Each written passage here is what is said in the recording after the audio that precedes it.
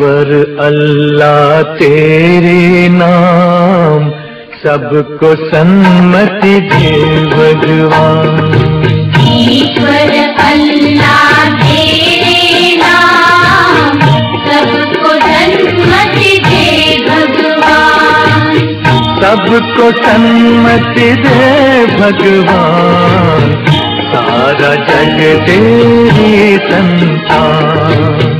सबको सन्मति दे भगवान, सारा जग तेरी संतान। सारा जग तेरी संतान।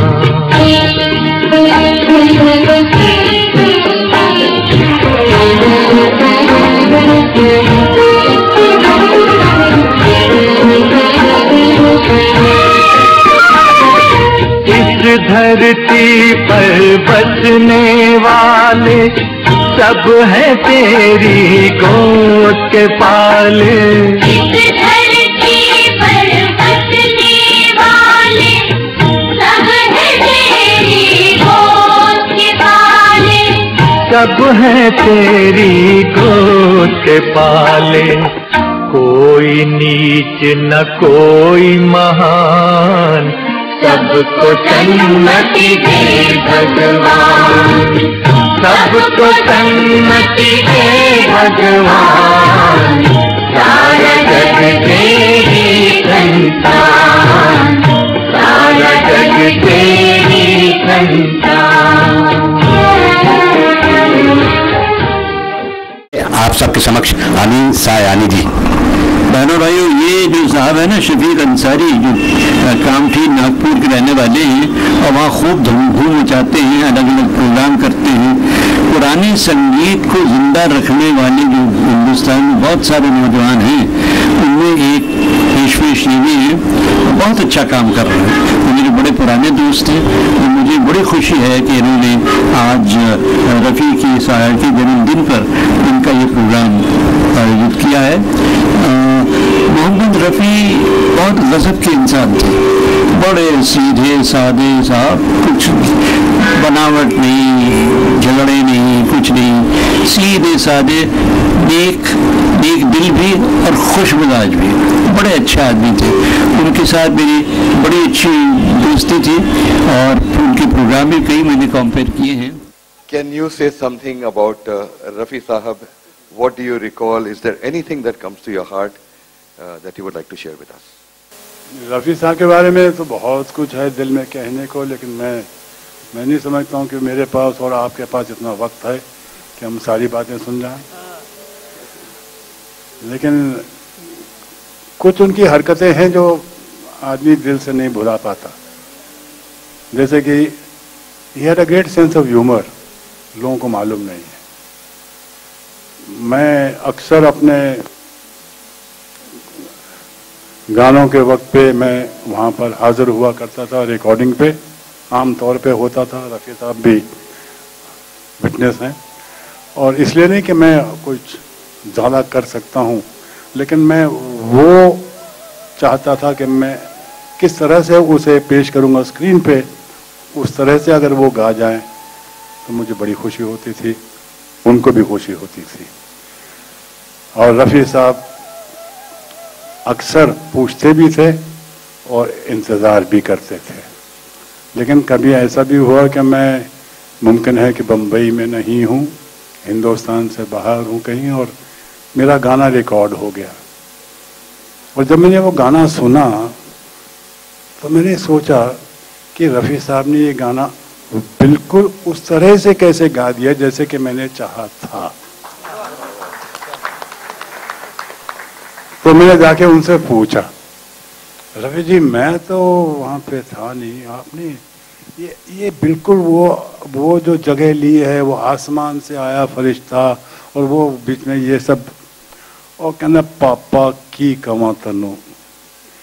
और मैं सोचा कि एक गाना शम्मी कपूर गाने वाला है, उन शम्मी कपूर किस तरह गाएगा? वो एक हाथ इत्थे सटेगा और फिर एक हाथ उत्थे सटेगा और एक टंग उत्ते बचाएगा और फिर अपने सर दे बल उठ के वो गाना गाएगा। तो मैं क्या, मैं उसी तरह गावांगा।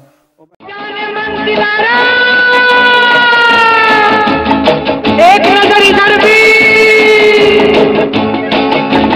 आसमान से आया फरिश्ता प्यार का सबक सिखलाने, दिल में है तस्वीर यार की लाया हूँ वो दिखलाने।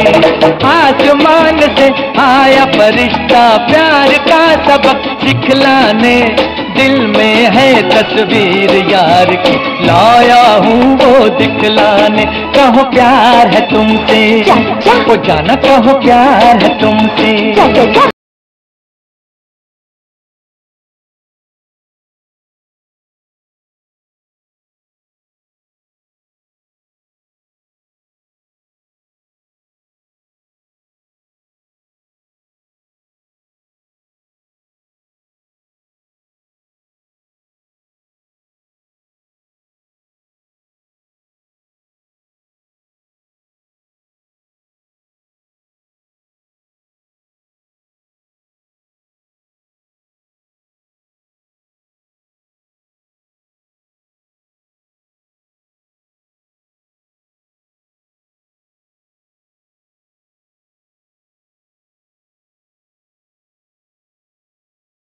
के बारे में इतनी बातें हैं कहने की, लेकिन क्योंकि समय की मजबूरी है, सारी बातें तो मैं नहीं कहूँगा, लेकिन कुछ बातें मैं बताना चाहूँगा जो अच्छी लगती हैं बताने को। मेरी मुलाकात रफ़ी साहब से 1947 में हुई दिल्ली में।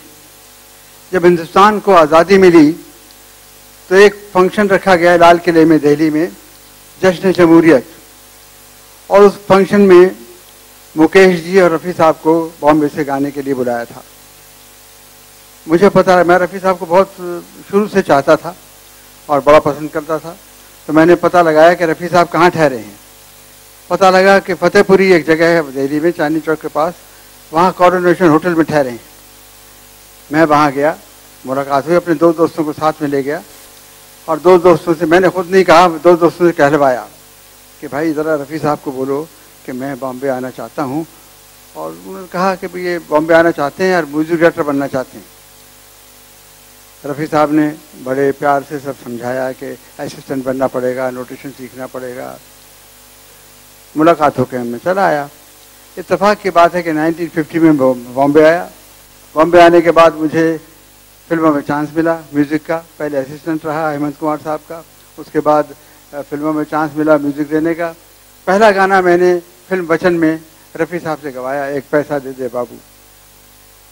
जब मैं गाना गवा रहा था तो मेरे दिल में आया, मैंने कहा रफ़ी साहब को बता दूं कि मैं वही लड़का हूं जो कोरोनेशन होटल में आपसे मिला था 1947 में, और आपने मुझे राय दी थी कि क्या क्या करना पड़ेगा म्यूज़िक डायरेक्टर बनने के लिए।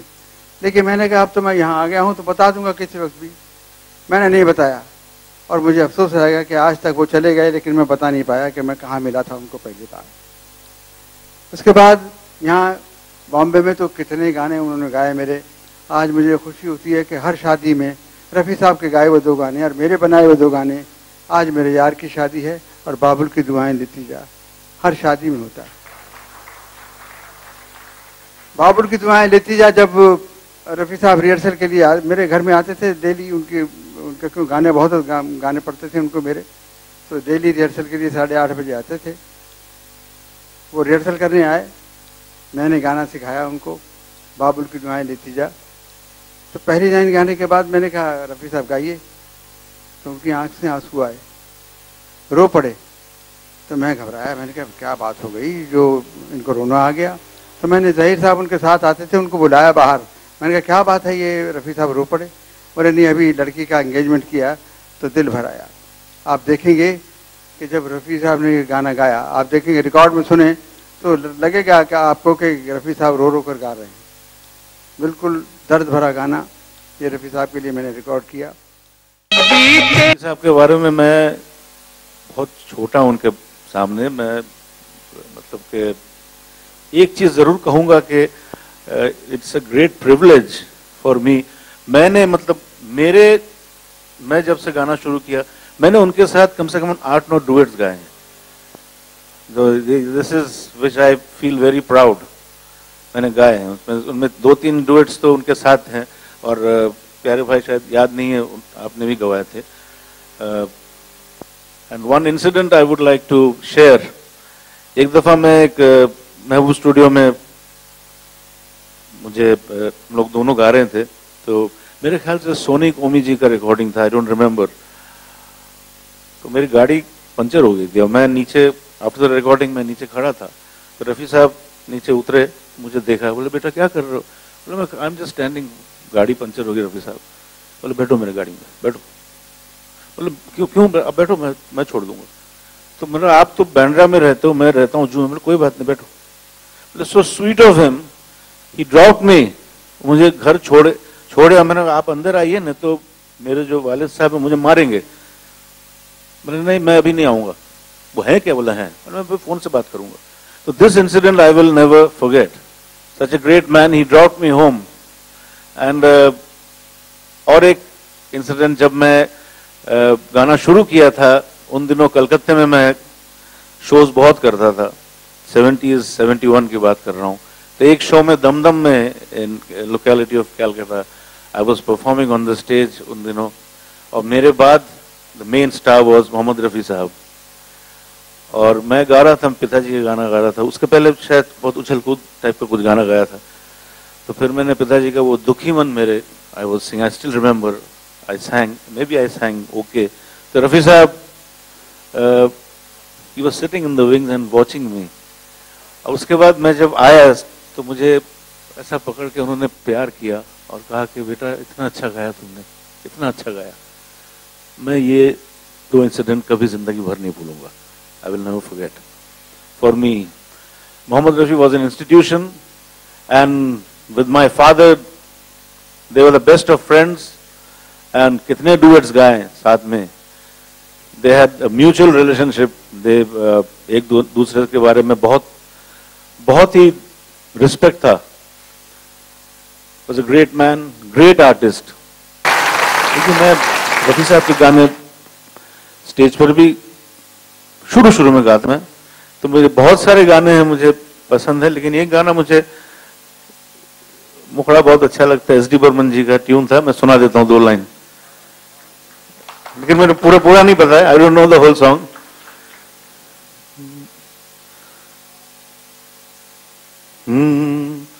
कहीं बेख्याल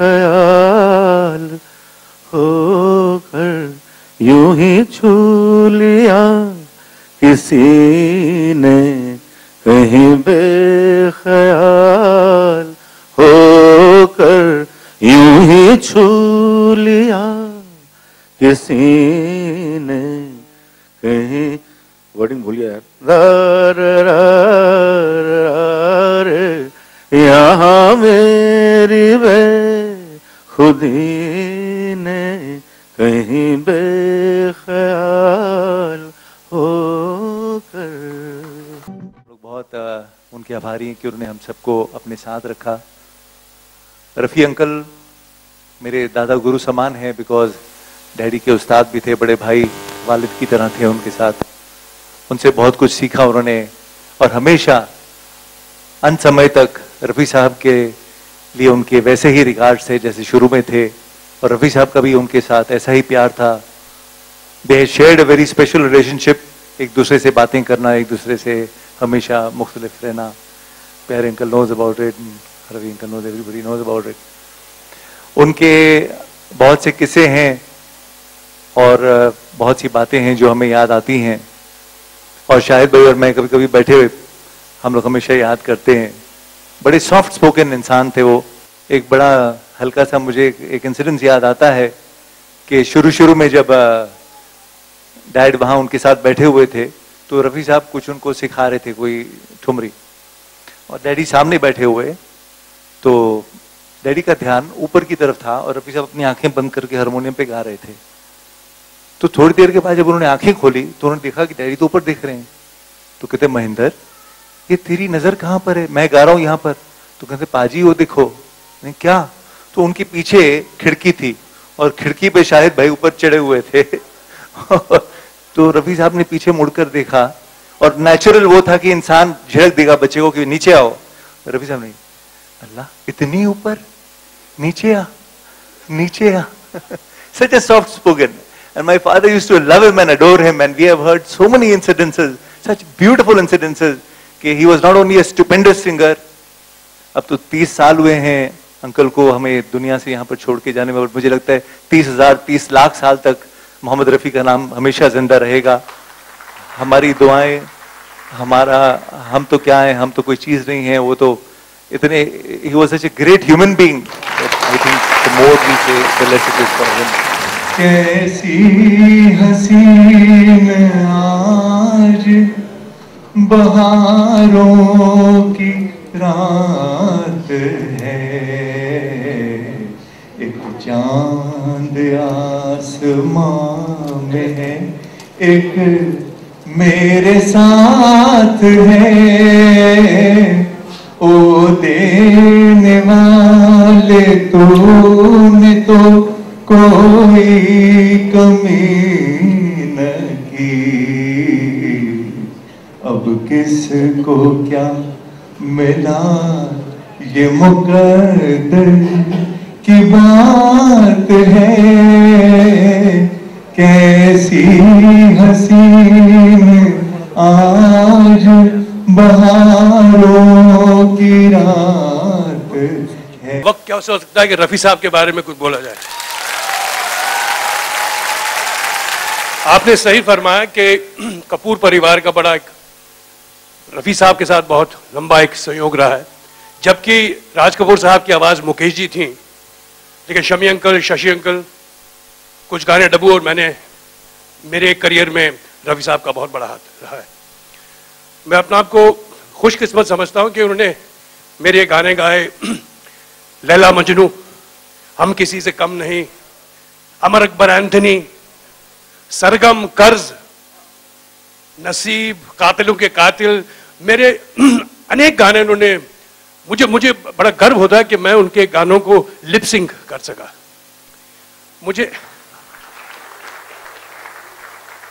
श्रवण बैठे तुम, हम बात करते थे, मुझे याद है किस्सा, एक रिकॉर्डिंग पे गया हुआ था, मुझे याद नहीं कौन सा गाना था, तो रफी साहब को हम बचपन से देखते हुए आ रहे हैं. आर के कोई ना कोई गाने कभी रिकॉर्डिंग पे जाते थे तो मुलाकात होती थी. लेकिन एक बार जब मैं लीडिंग मैन हो चुका था और वो मेरे लिए प्लेबैक गा रहे थे, तो मैं किसी गाने पे गया रिकॉर्डिंग स्टूडियो पे, तो उनकी नज़र मेरे पे गई, मैं चुप के देख रहा था उन्हें. तो बड़े प्यार से वो मेरे पास आया, मुझे बड़े लाड से उन्होंने मुझे कहा, पंजाबी में कहा कि पुत्र तू गांदा है तो बड़ा चंगा लग रहा है मुझे. बिकॉज उस वक्त रफी साहब गा रहे थे मेरे सब सीनियर एक्टर्स के लिए. जब उनका इंतकाल हुआ मैं सिर्फ 27 से 28 साल का था, और मेरे ख्याल में उन्होंने लैला मजनू में पहली पिक्चर मेरे साथ मैं लिपसिंग दिया होगा. जाने से पहले मैं एक चीज आपके साथ शेयर करना चाहूंगा. बतौर मनमोहन देसाई साहब ये कहते थे, मैंने उस दिन शहीद से तुमसे भी कहा, मनमोहन देसाई साहब कहते थे कि अगर खुदा की कोई आवाज है तो वो मोहम्मद रफी है. मेरा कातिल मेरा मसीहा, मेरा मसीहा मेरा कातिल मेरा. सिंगर मैं नहीं बोलना चाहता हूँ, एक ऐसे इंसान थे जो मैं आजकल हर नौजवान को मैं ये बोलता हूँ, ऐसा इंसान बनो रफी साहब जैसा. वॉइस काफी लोग गाना गाते हैं लेकिन इंसान ऐसे नहीं होते. Mohammed Rafi is the one and only. मैंने पहला गाना मैं दर्शकों को बोलना चाहता हूँ, मेरा 460 फिल्म रिलीज हुआ, लेकिन पहला गाना गाए थे रफी अंकल ने, और वो पिक्चर का नाम था हरी हरी छाया. वो पिक्चर रिलीज नहीं हुआ.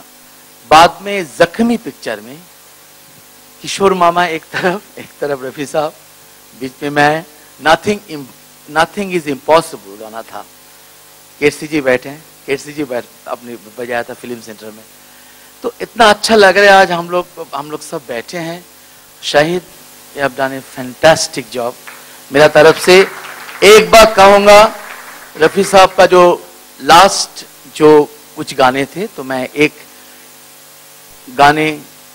गाना मैं गा रहा हूँ जो उनका श्रद्धांजलि के लिए, ट्रिब्यूट टू मोहम्मद रफी साहब.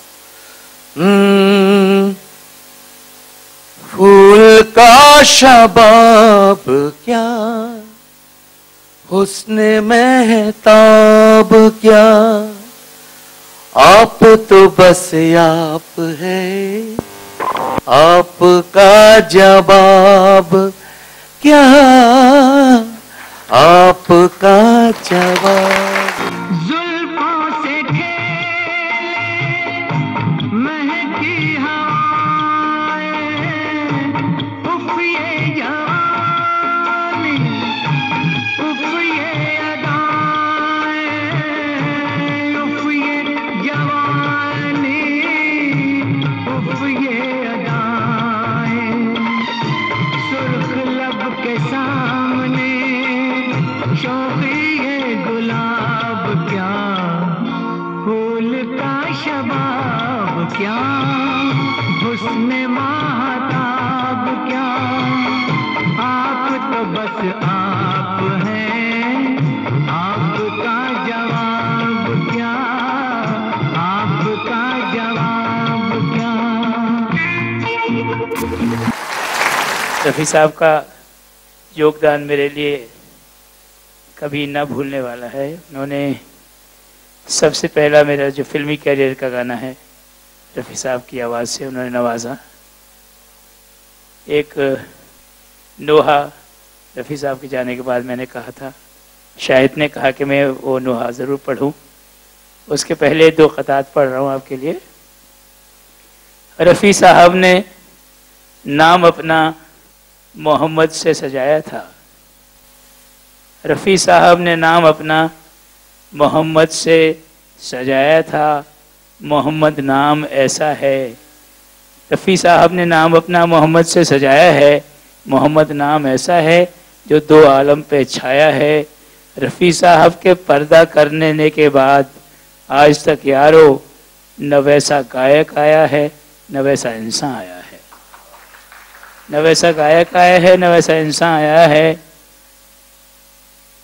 बच्चों में पाए जाते हैं वालिद के सिलसिले, बच्चों में पाए जाते हैं वालिद के सिलसिले, शाहिद रफ़ी में आपको शाहिद रफ़ी मिले, शाहिद रफ़ी में आपको शाहिद रफ़ी मिले। एकेडमी शुरू करें हम इस दुआ के साथ, उसमें रफ़ी के जैसा कोई फिर कमल खिले, उसमें रफ़ी के जैसा कमल फिर कोई खिले। और दोस्तों ये नोहा खैराज अक़ीदत के तौर पे पढ़ रहा हूँ। पेशानी पे शम्स आँख में तारों की ज़िया थी, वो कैसे बुझा जिसको ज़माने की दुआ थी, वो कैसे बुझा जिसको ज़माने की दुआ थी। हाजी था नमाजी था बड़ा नेक था बंदा, क्या इसके अलावा भी कोई उसकी ख़ता थी, क्या इसके अलावा भी कोई उसकी ख़ता थी। अल्लाह वो रोज़ा था कि था रोज़ क़यामत, अफ्तारी का था वक्त उधर सर पे क़ज़ा थी। दोस्तों कहता हूँ कि नग़मे तो तेरे फिर भी सुने जाएंगे, लेकिन कुछ तेरी ज़रूरत हमें इसके भी सिवा थी।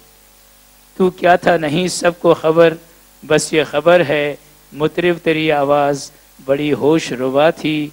नाखुश है खुदा अपने फ़रिश्तों से वगरना, नाखुश है खुदा अपने फ़रिश्तों से वगरना, धरती के फ़रिश्ते की ज़रूरत उसे क्या थी। Thank you very much. या वो सुनाऊँ जो रफ़ी साहब मुझसे जो मैंने रिकॉर्ड नहीं किया, रफ़ी साहब हमेशा सुना करते थे। अच्छा एक एक मुखड़ा सुना देता हूँ। जब मैं गाने रफ़ी साहब के साथ रिहर्सल करता था तो रिहर्सल्स के बाद ये गज़ल उनको जो पसंद थी उसका एक मुखड़ा एक शेर आपको सुनाऊंगा।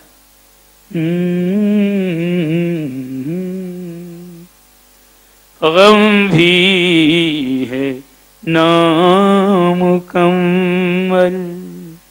खुशियाँ भी हैं अधूरी, गम भी है नामुकम्मल, खुशियाँ भी हैं अधूरी, आंसू भी आ रहे हैं, आंसू भी आ रहे हैं, हंसना भी है जरूरी, गम भी है नामुकम्मल।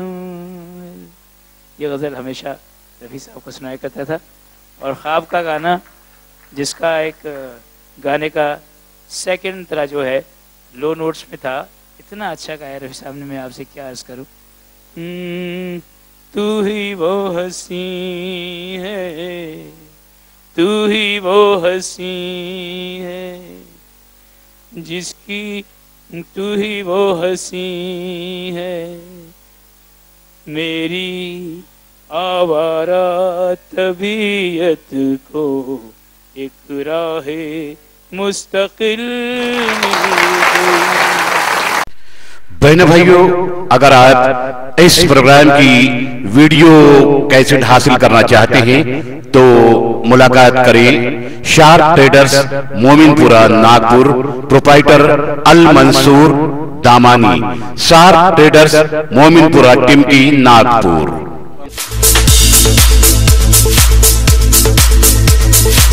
रुखे रोशन पे जुल्फे बिखराए हुए, जैसे चंदा पे बादल हो छाए हुए। मैंने देखा तुझे तो मेरा दिल मुझे यही कहने लगा, ओ मैंने देखा तुझे तो मेरा दिल मुझे यही कहने लगा। ढूंढे नजरें जिसे दिन रात कोई और नहीं है, तू ही वो हंसी है, तू ही वो हंसी है।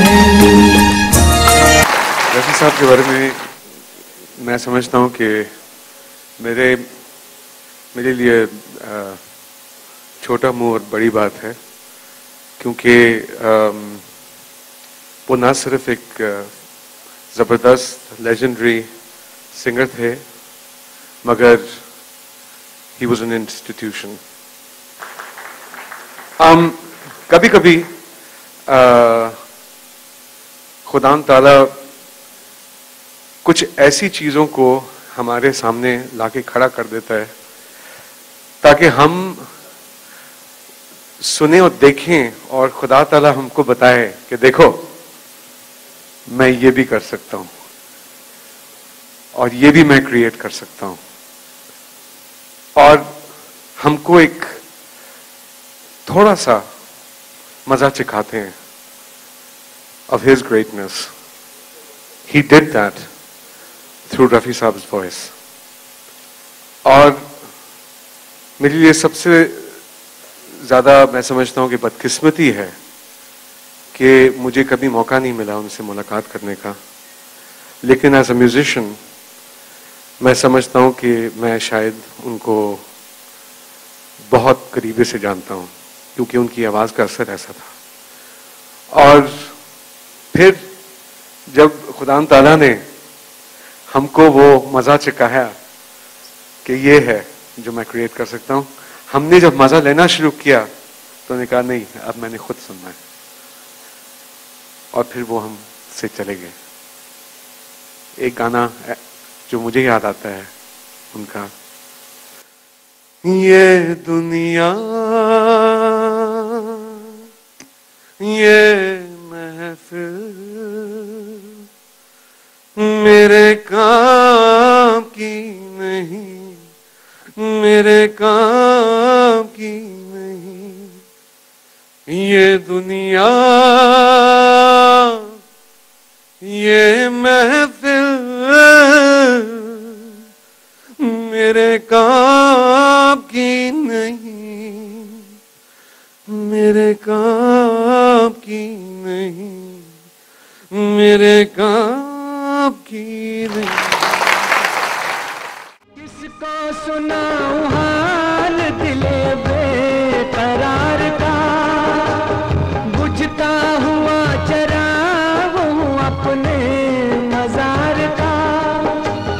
ऐ काश भूल जाऊं मगर भूलता नहीं किस धूम से उठा था जनाजा बाहर का। ये दुनिया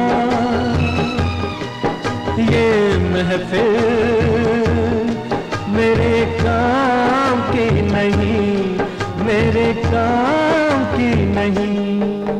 मैं म्यूजिक के मामले में मुझे ऐसा लगता है कि बहुत लकी रहा हूं, क्योंकि जो गाने मुझे पसंद आते हैं वो नहीं चलते हैं, जो पसंद नहीं आते वो बहुत चलते हैं। तो जब भी म्यूजिक सिटिंग में जाता था और जब भी मैं दखल अंदाजी करता था, तो एक स्टेज ऐसी आ गई कि वो मुझे जैसे मैं बोलूं गाना मुझे पसंद नहीं तो उसी गाने को रिकॉर्ड करते थे। खैर, मैं रफ़ी साहब की क्या बात करूं। इनकी मेरी पहली मुलाकात तब हुई थी, वो फिल्म बनी नहीं, वो मोहन कुमार जी की फिल्म थी, उनके असिस्टेंट डायरेक्ट कर रहे थे, उषा खन्ना जी का म्यूजिक था। That is the first time I met him in famous studios Tardeo. क्या उनकी गायकी के बारे में मेरी हस्ती नहीं है मैं बात करूं, और उनकी गायकी के बारे में जितनी बात करेंगे रात हो जाएगी, सुबह हो जाएगी, शाम हो जाएगी, फिर भी बात खत्म नहीं होगी। खैर, वो चैप्टर मैं टच नहीं करता हूं, because he is too super, too beyond for me to express what kind of singer he was. But उनका एक वाक्य मुझे याद है जो मैं बताना चाहता हूँ, जो मुझे अभी याद आया, इन्होंने बात की तो याद आ गया। मैंने एक फिल्म प्रोड्यूस की थी जो इंडस्ट्री की सबसे बड़ी फ्लॉप थी और सबसे महंगी film, and that film took me back by 20 years। उस फिल्म का नाम था दीदारे यार। उसके मेकिंग में 4 साल लगे थे। तो ऋषि कपूर और मैं दोनों उस फिल्म में थे। तो पहला गाना रफ़ी साहब ने रिकॉर्ड किया था जब पिक्चर स्टार्ट हुई थी, और 3-4 साल के बाद जब लास्ट शेड्यूल था तब एक गाना रिकॉर्ड हुआ किशोर दादा का और रफ़ी साहब का। अभी I am expressing the numbers because please pardon me if I am doing anything wrong, but unless I express the numbers आप लोगों को बात समझ में नहीं आएगी। तो अब्दुल किशोर दादा का सेक्रेटरी कुछ था, तो उन्होंने पैसे पूछे, तो I think he was taking 20,000 rupees, तो उनको 20,000 दिए। तो सबको पेमेंट हो गई। ऐसे मेरे को मालूम पड़ा, तो जैसे मैं घर गया, पाली हिल पे रहता था, बांद्रा में महबूब स्टूडियो में रिकॉर्डिंग हुई। रफ़ी साहब के ब्रदर इन लॉ उनके सेक्रेटरी थे, वो घर पे आए और उन्होंने बोला रफ़ी साहब से बात करिए आप। तो मैंने फ़ोन उठाया, बात किया, तो मेरे से पंजाबी में बात करते थे। बोले जीते तेरे को कोई पैसे ज़्यादा हो गए? लेकिन क्या हुआ? बोले ये इतने पैसे क्यों दिए मेरे को? कितने पैसे दिए? बोले तूने 20,000 दिए, तू मैंने 20,000 देते। क्यों? बोले पहला गाना रिकॉर्ड किया था तब 4 दिए थे, और ये 20 क्यों दे रहा है? तो वो जो आए थे ब्रदर इन लॉ, वो 16,000 रुपये लेके आए थे। तो this was his character, he was so helpful. और ये लाइन तो ऐसी है, अगर आपको पैसे नहीं भी लेने हैं तो मांग लेते हैं।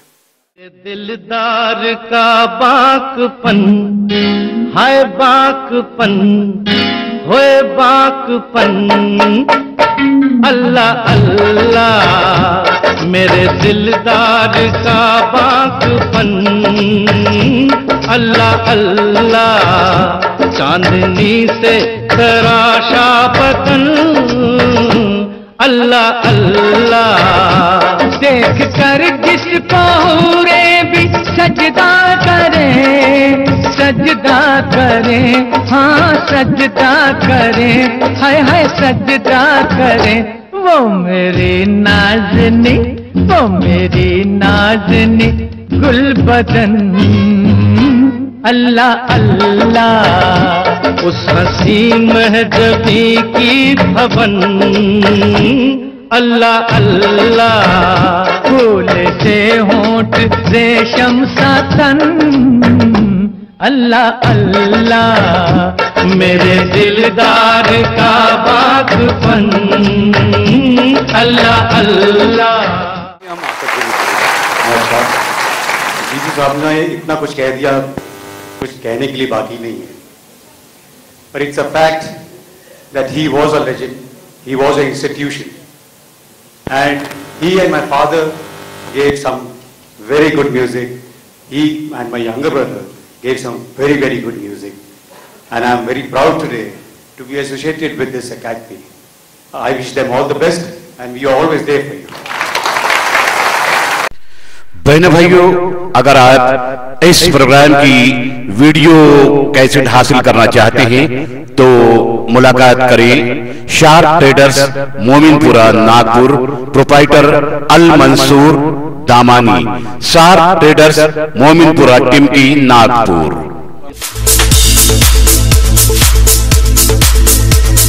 यहाँ मैं किसी का नाम लूंगा तो अच्छा नहीं लगेगा, क्योंकि एक से एक कलाकार सीनियर आर्टिस्ट यहाँ हैं। मैं उनको बहुत ही आदर करता हूँ, सम्मान करता हूँ, प्रणाम करता हूँ।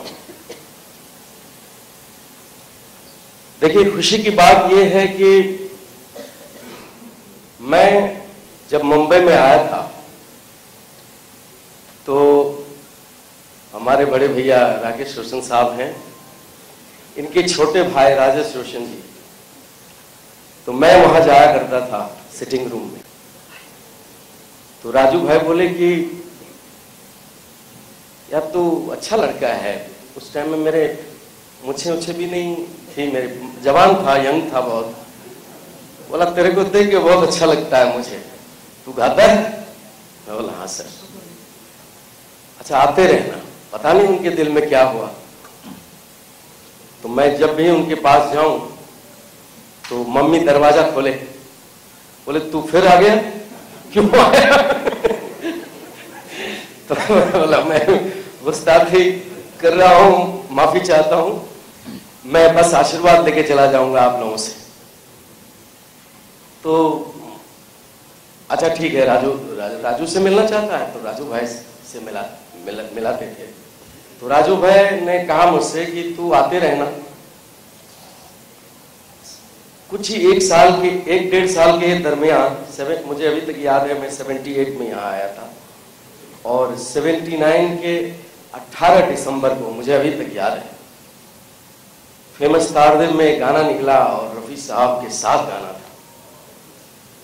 देखिए क्या इत्तेफाक थी। और मैं बचपन से रफी साहब को सुना करता था, गांव में रहता था तो गांव में मेरे पास रेडियो भी नहीं थी, तो किसी के दरवाजे पे चला जाता था, जमींदार लोग जो होते थे, चुपके से मैं गाना सुना करता था वहां जाके। तो रफी साहब का फैन मैं बचपन से ही था। तो मुझे क्या मालूम कि ऐसा भी दिन आएगा कि मैं कभी बॉम्बे जाऊंगा और पहला गाना रफी साहब के साथ मेरी मतलब शुरुआत होगी रफी साहब के साथ, ये तो सोच भी नहीं सकते हैं। तो राजू भाई ने कहा कि तू गा पाएगा, रफी साहब के साथ गाना है। तो मैंने कहा कि मुझे जितनी खुशी है, मैं तो सुन के ही नर्वस हो गया हूं, तो मैं गाना क्या गाऊंगा। आप यकीन नहीं करेंगे, फेमस में कोई मिस्टर नटवरलाल या किसी फिल्म की बैकग्राउंड म्यूजिक चल रही थी और राजू भाई मुझे सिखा रहे थे, तो वो सिखा के तंग आ गए, बोले यार सर ये तो सीख ही नहीं पा रहा है गाना, ये तो गा नहीं पाएगा गाना। तो मैं बहुत नर्वस हो गया, सॉरी मैं माफी चाहता हूँ, 2 मिनट लूंगा। उसके बाद मैं घर आया, घर था नहीं, मलाड में कहीं बेंगेश में रहता था। तो मैंने एक दोस्त से कहा कि यार रफी साहब के साथ गाना निकला है और कल सुबह गाना है, अगर मैं नहीं गा पाया तो यार क्या होगा पता नहीं। आप यकीन नहीं करेंगे, सवेरे में उठा, मंदिर गया, टीका उका लगाया, गया फेमस तारदे में, रफी साहब आए व्हाइट सफारी में, तो उनके पैर पे मैं गिर गया। बोला साहब मैं तो आपका छोटा भाई समझिए, बच्चा समझिए, मैं पहली बार मुझे मौका मिला है, आपका जबरदस्त फैन हूँ, लेकिन मैं पता नहीं जितनी मुझे खुशी है उतने ही मैं नर्वस हूँ। उन्होंने क्या जवाब दिया कि तो आप मतलब वो तुम नहीं बोलते थे, आप मेरे साथ गाना गाएं, कोई बच्चे का पार्ट है क्या? तो मैं बोला कि नहीं, 2-4 लाइन है आपके साथ। तो राजू भाई ने कहा कि रफी साहब ये लड़का आया है और 1.5-2 साल हुए हैं, आप आशीर्वाद दो। तो बोला नहीं, आप गाइए, दिल से गाइए, क्योंकि मुझे अभी तक याद है कि मैं जब मुंबई आया था तो मैं भी ऐसे ही आया था और यंग था, कोरस में गाया था, गाओ गाओ। एक ही माइक पे रफी साहब खड़े थे और वहीं पे मैं खड़ा था। आप सोचिए क्या आलम होगा। तो जब गाना स्टार्ट हुआ तो मेरा चेहरा देख रहे हैं कि देखन में छोटन लागे घाव करे गंभीर। मतलब ये दिखता तो है बच्चा जैसा, लेकिन ये तो राजू भाई ने बोला कि भाई भाई है, उसमें मिठुंदा और राकेश रोशन साहब है, तो कादर खान के लिए ये गा रहा है।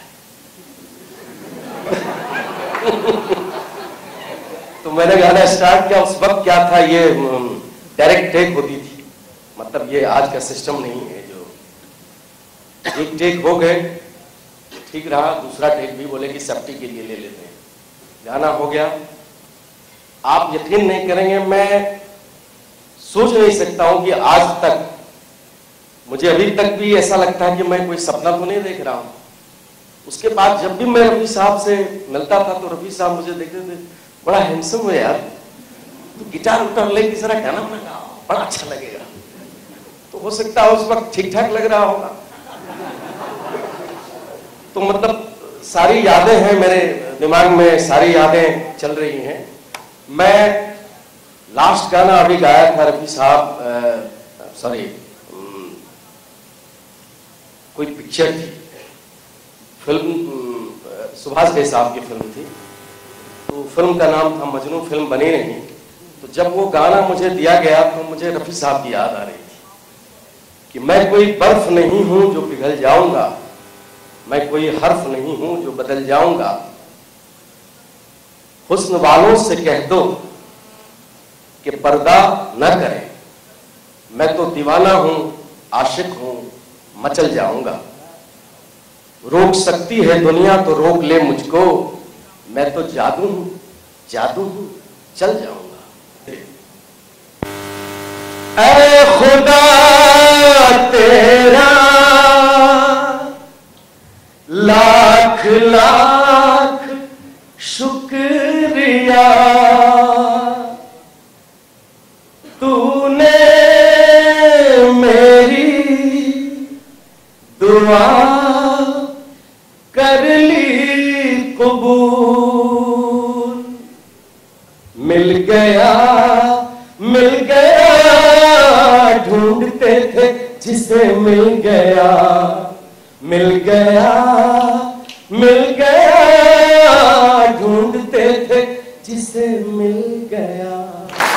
मोहम्मद रफ़ी एकेडमी कहते हुए मुझे मेरी ज़बान लड़खड़ाती है, क्योंकि हमने मोहम्मद रफ़ी जीवन में नहीं कहा।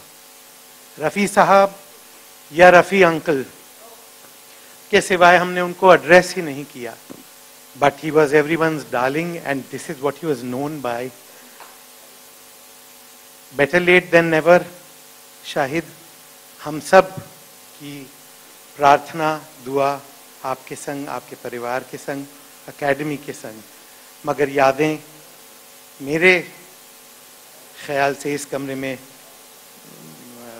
शाहिद को छोड़ के शायद सबसे ज़्यादा यादें उनकी मेरे दिल में होंगी। मैंने जन्म से ही उनको देखा था और पापा के बहुत बहुत प्रिय मित्र हुआ करते थे।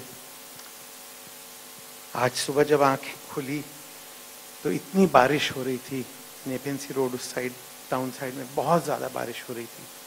सबसे पहले ख्याल आया 2-4 दिन से, जब से शाहिद ने बताया आज के बारे में, कि इस फंक्शन के बारे में, तो ये ख्याल आया कि आज फरिश्ते भी याद कर रहे हैं, रो रहे हैं और आशीर्वाद दे रहे हैं। फिर दूसरा ख्याल आया कि यार इतनी बारिश अगर सारा दिन भर हुई तो पहुंचूंगा मैं कैसे चाहते हुए भी, और फंक्शन कैसे होगा, दिल में फिक्र हुआ। शाम आते आते आते बारिश एकदम बंद। नेपियन सी रोड से यहाँ मैं आधे घंटे में पहुंच गया हूँ, एक बूंद नहीं। तो तीसरा ख्याल आया कि फरिश्तों का ये आशीर्वाद खास तौर से उस फरिश्ते के लिए है जिनका नाम मोहम्मद रफ़ी साहब। उनके किसी काम में रुकावट बाधा आ ही नहीं सकती। मैं जब बचपन में गाने लगा, चलना, बोलना, पढ़ना, लिखना बाद में, गाना आज तक सीख ही रहा हूँ। मगर पापा के संग शोज में जब मैंने गाना शुरू किया, मेरे दिल दिमाग में एक ही बात रहती थी कि मेरे पापा से बढ़ के कोई दुनिया में है ही नहीं, उनसे अच्छा कोई गाने वाला है ही नहीं। और मैं गीत गाऊं तो उनके, मगर मेरे दिल दिमाग में ये बात नहीं हटती कि पापा मुझे कोने में ले जाते थे, सुन बेटे मैं हूं, मेरे गाने गाऊंगा, मगर तू रफ़ी के गाने गा। और भगवान जानता है कि मुझे मन में कभी ईर्ष्या भी होती थी कि पापा क्यों कहते हैं ऐसे। गाना सीखना है, गाने वाला बनना है, अच्छा गुलकार बनना है, मोहम्मद रफ़ी के गाने गा, पापा ये कहते थे मुझे। और कभी भी ऐसा मौका आया कि स्टेज पर मैं पापा के संग डुएट्स गाऊं तो मुझे कहते थे रफ़ी साहब का पोर्शन तुम गाओ। आज मुझ में इतनी हिम्मत नहीं कि मैं रफ़ी साहब का कोई गीत यहाँ पे सुनाऊं, हिम्मत नहीं। बाकी सब मेरे भाइयों ने बहुत प्यार से अपनी अपनी श्रद्धांजलि दी है, मैंने कुछ यादें ऐसी दी। 1-2 मिनट और चाहूंगा। प्यारे भाई को देख के मुझे वो दिन याद आता है कि जब मैंने क्रांति का एक गीत रिकॉर्ड करना था, चना जोर गरम बाबू में लाया मजेदार, मनोज कुमार साहब की फिल्म। ये गीत शुरू हुआ किशोरदा से, फिर लता जी की लाइनें आई, फिर मेरी लाइनें आई, और मेरे लाइनों के बाद रफ़ी साहब की लाइन। किशोरदा बहुत खूबसूरती से गाकर उनका पोर्शन हो गया, लता जी की तो बात ही क्या कहूँ। मैं जैसे गाना मैंने शुरू किया तो मुझसे गलती पे गलती।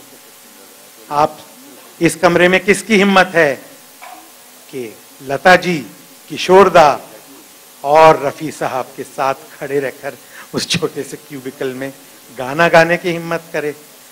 मैंने की, जुर्रत, हिम्मत, और गलतियां होती रहीं। प्यारे भाई थोड़े नाराज भी हुए, लक्ष्मी जी थोड़े नाराज भी हुए, मगर सच पूछिए फिर किशोरदा का वो पोर्शन रिकॉर्ड हो गया, दीदी का पोर्शन रिकॉर्ड हो गया। रफ़ी साहब ने कहा मैं रुकूंगा जब तक इस बच्चे की लाइनें ठीक नहीं हो जाती हैं, ये ठीक से गा नहीं लेता, मैं रुकूंगा। और वो रुके रहे, मुझे प्यार किया और मेरे से वो लाइनें गवाई ठीक से, फिर खुद की लाइनों की डबिंग की। ऐसे महान लोग युगों में पैदा नहीं होते। हम और आप बहुत खुशकिस्मत थे कि हमने उस युग में जन्म लिया जिसमें रफ़ी साहब ने जन्म लिया। शुक्रिया।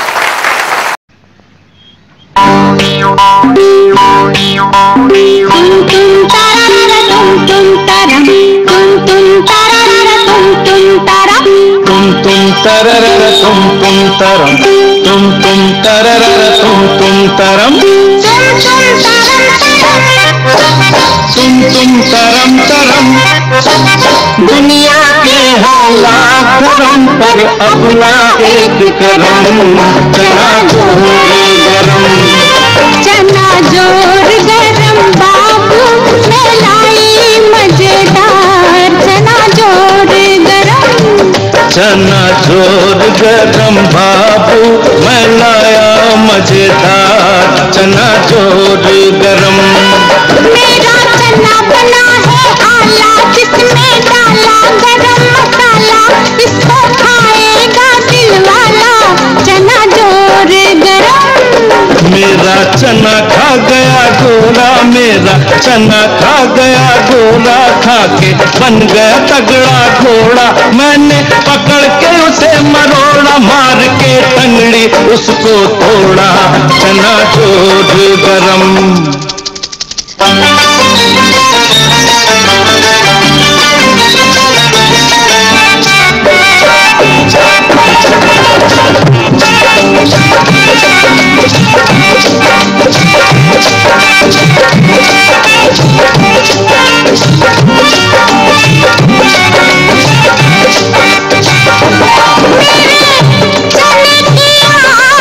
शराबी शराबी चने की आँख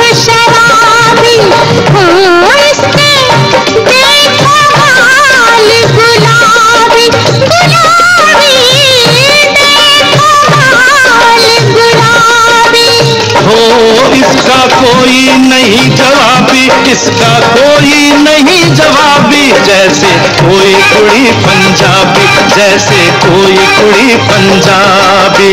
नाचे छनन छनन, नाचे छनन छनन, कोठे चढ़ के तेनू पुकारा, सुन ले मेरे बनम, चना जोर गरम, चना जोर गरम, बाबू मैं लाई मजेदार, चना जोर गरम।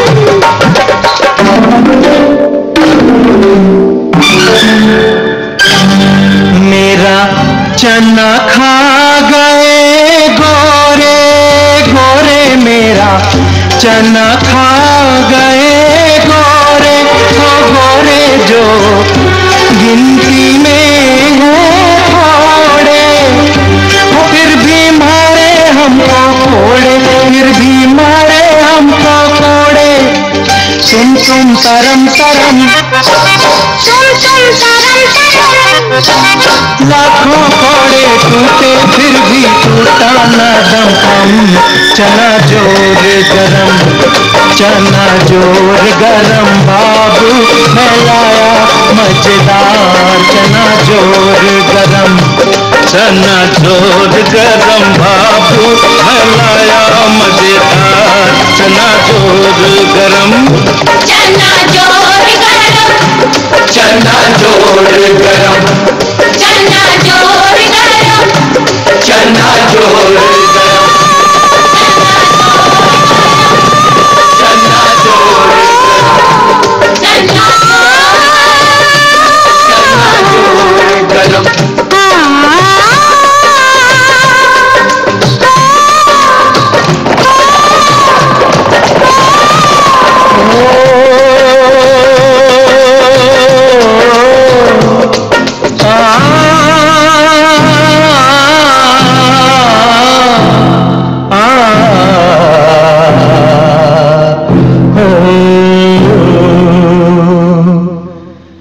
मेरा चना है अपनी मर्जी का, मर्जी का भाई मर्जी का, मेरा चना है अपनी मर्जी का, मर्जी का भाई मर्जी का। ये दुश्मन है खुद गर्जी का, गर्जी का खुद गर्जी का। सर कफन बांध के निकला है दीवाना है, ये पगला है।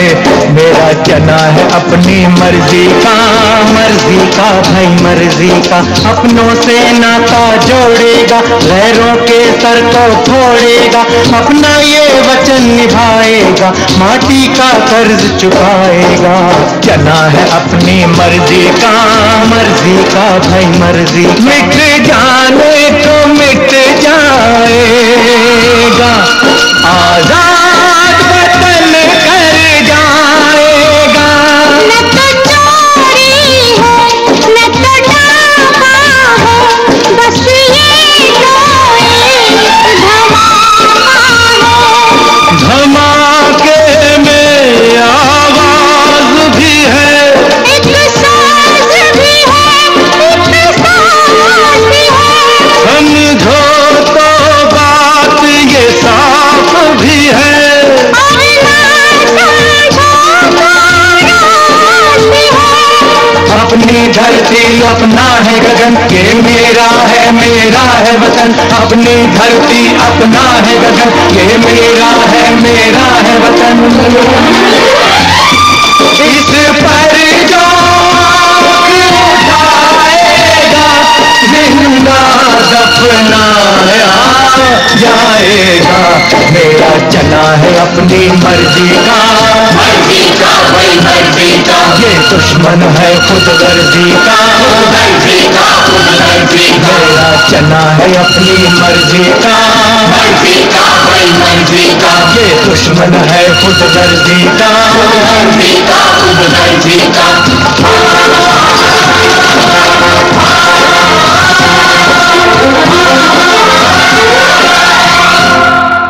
आज का ये कार्यक्रम आपको कैसा लगा, इस बात की राय आप हमें जरूर दें। उठाइए अपना मोबाइल और स्क्रीन पर दिए गए नंबर पर एक कॉल करके हमें जरूर बताएं, ताकि कुछ कमियां हों तो इसे हम पूरी कर सकें। तो इसी के साथ आपका दोस्त शफीक अंसारी आपसे फिर मुलाकात का वादा लेता है। अब इजाजत दीजिए, जाएंगे हम। अब इजाजत दीजिए, जाएंगे हम। फिर मिलेंगे आपसे, वादा रहा। धन्यवाद।